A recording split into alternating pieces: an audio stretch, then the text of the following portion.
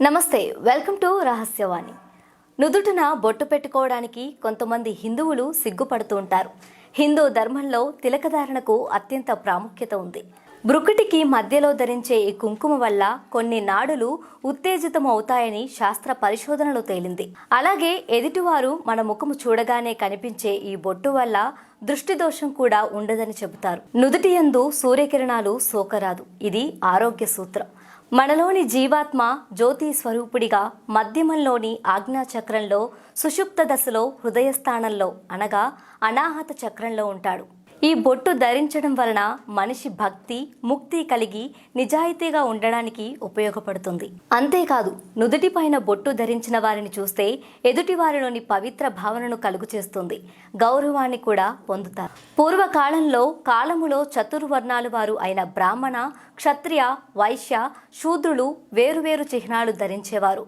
పౌరోహిత్యము లేక శాస్త్ర సంబంధమైన వృత్తిని కలిగిన బ్రాహ్మణులు పవిత్రతకు చిహ్నంగా తెల్లని చందనాన్ని ధరించేవారు. క్షత్రియ వంశానికి చెందిన క్షత్రియులు వారు తమ వీరత్వానికి చిహ్నంగా ఎర్రని కుంకుమను నుదుటిన ధరించేవారు.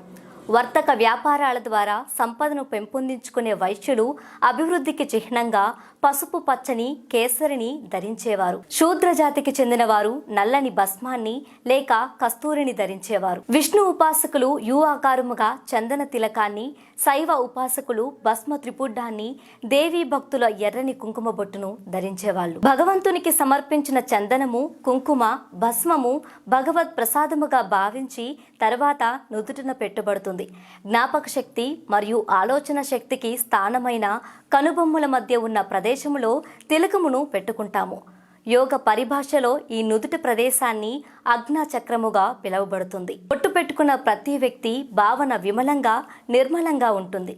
ప్రతి మనిషిలోనూ దైవాన్ని చూస్తూ మానవ సేవయే మాధవ సేవ అన్న భావనతో వ్యవహరిస్తారు. ఈ భక్తి భావన అన్ని కార్యకలాపాలలోనూ వ్యాపించుగాక, నేను అన్ని వ్యవహారాలలో ధర్మబద్ధముగా ఉందునుగాక అనే సంకల్పంచే బొట్టు పెట్టుకోబడుతుంది.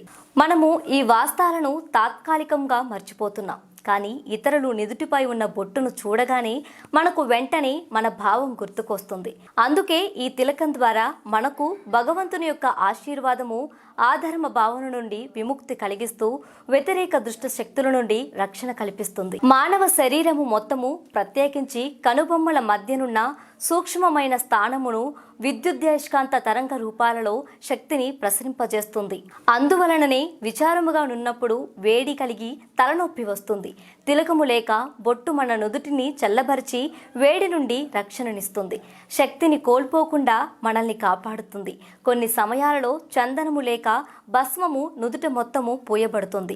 బొట్టుకు బదులుగా వాడే ప్లాస్టిక్ బిందులు అలంకారప్రాయమే కానీ నిజానికి అవి ప్రయోజనాన్ని కలిగించవు సరికదా, చర్మహాని కలిగిస్తాయి.